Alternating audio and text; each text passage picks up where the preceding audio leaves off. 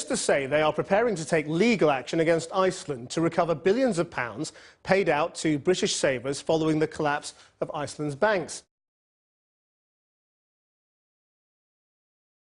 Icelandic voters have rejected for a second time a deal to reimburse the UK and the Netherlands over the failure of Icesave in 2008.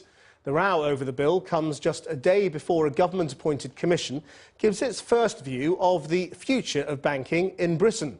Jane Death reports. At the second time of asking, Iceland still hasn't warmed to the idea of paying back the £2.3 billion it owes the UK since the collapse of the internet bank Icesave. In the second referendum on a compensation deal, 60% of people voted no to paying for a private bank's losses, and they'd have paid with interest for the next 30 years.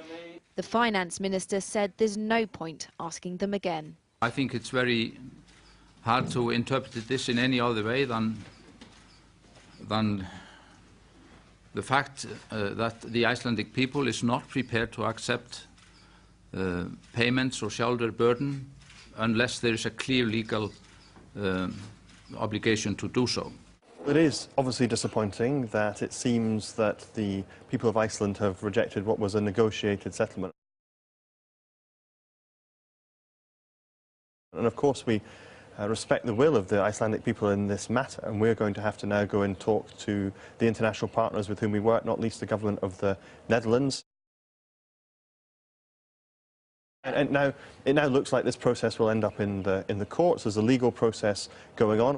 The government says it's got an obligation to chase Iceland for the £2.3 billion because we're in a difficult position too and could really use the cash. Ursula Jonsson to pick up the pieces, and you're listening to Business Daily from the BBC in Reykjavik in Iceland. The anger of the Icelandic people has global ramifications, particularly as Greece and Ireland contemplate swingeing cuts in public spending. The Icelandic MP Birgitta Jónsdóttir says a signal is being sent. I think this referendum is a very strong statement from the general public in Iceland saying we refuse to socialise private debt. And what this will mean for Europe is, and other countries in the world, and that is why very many nations are trying to stop this referendum happening behind the scenes, is that they fear that this will set an example, for example, in Greece, because people are sick of this. They are really sick of having to take on private debt, especially from the banksters. So maybe we will encourage others to do exactly this, and maybe this will encourage the financial sector to stop being such leeches on the general public. You are proposing to renege on debt, renege on loans made to you. Well, loans that we never asked for, and we didn't, like most of people in Iceland had no idea about this deal until we were supposed to fork out for it. There are 317,000 people living in Iceland. There were 300-something thousand accounts, Icesave accounts. Each person in Iceland is responsible for 21,000 euros. Okay, we might not pay it directly, but we will pay it by like 80,000 Icelanders will pay their income tax on only the interest of this loan that we never asked for. And for me, representing the nation here in Parliament, this is completely unacceptable. But wasn't the time to say that before the great crash? Wasn't the time to say... A lot of people tried to say that. But the point is that those banks thrived, seemed to be thriving. It was all on borrowed money, but they seemed to be thriving in a financial system which should have underwritten them. Well, and the time to say we can't underwrite these banks was then, not now. Well, people did say that. Most of the media was owned by the oligarchs that owned the banks. The banks were only privatized 5 years prior to the crash. In 5 years, the Independence Party ruling the Icelandic country... Elected by the Icelandic people. Not all Icelandic people. Well, the argument is that the people elect a government, and your government of the time never put those things in place. It never underwrote those banks. Hang on.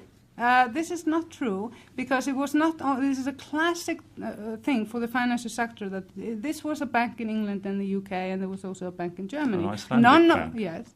Why did none of these countries stop these banks going into their territory? The home government, an elected government here in Reykjavik, in this building, was thought to be responsible for its own banks. Of course, it is partially responsible. That's why we take so one you third pay the of money. we take 1/3 of the risk with this, and then the UK and the Dutch, they take the rest of the risk because their own legislation failed as well. Why should we carry their baggage? I'm trying to understand the anger here. I'm quite surprised. Well, the anger is very simple. I don't mean with you, yeah. but I mean other people. No. It's quite simple. The UK government put the Terrorist Act on Icelanders while we're down. That is where the anger to freeze comes from. funds. To freeze funds, but they put us on their website, side by side to Al-Qaeda, side by side to Zimbabwe. We were there on that website with all the main terrorist states in the world. And this, not only, they only froze the assets of Landsbanki, however, what it did, it stopped all credit lines to Iceland. We were facing not getting food, not getting medication, forced into an IMF program. They were experimenting. We're a small country. However, don't forget, we're the first country that this brutal force is used on. This is economic warfare. Birgitte Jonsdottir.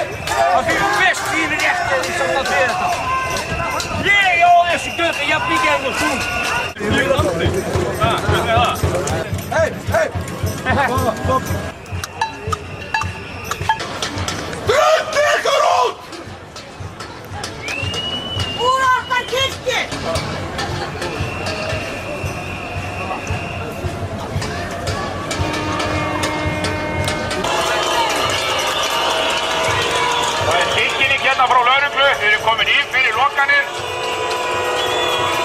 og ef við komum nær, ef ykkur er koma hérna nær, þá er lögreglan tilbúin að beita pittorð og táragasi og kylfum með áþarf að halda.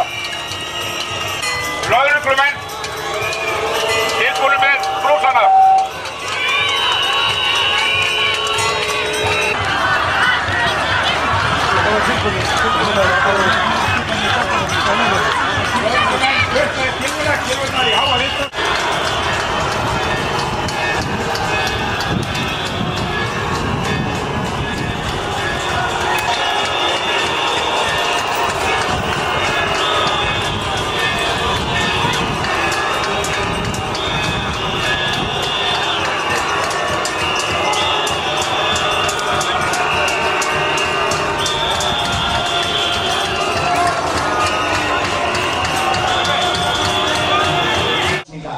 It's now known as the Pots and Pans Revolution. No injuries, few arrests, and instead of blood, streets ran with thrown food. But it was enough to force special elections. The Prime Minister replaced, and 2 protesters were voted into Parliament. You got it all. Yeah. And now you are a member of Parliament. Yes, I am. That's amazing. So from out here to in there in the space of a few months. Yeah. My name is Harður Torfason. Don't ever give up. Don't ever give up hope. Don't give up. I'm sure it's going to take time, but we are with you in our hearts.